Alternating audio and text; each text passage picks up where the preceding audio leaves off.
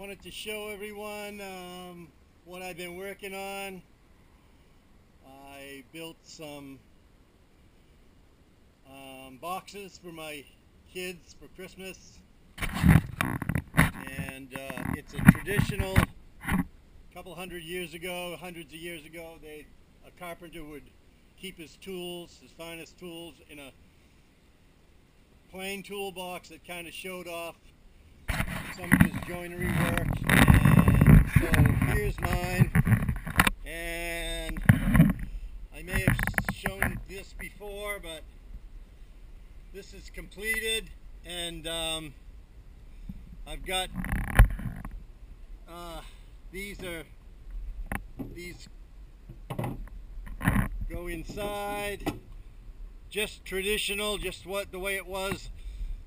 That's how they do it. They'd keep their chisels and planes, marking devices up on top here, and then they'd have these drawers that slid. You can slide them across, and you'd put your saws down below. Again, I dovetailed the ends.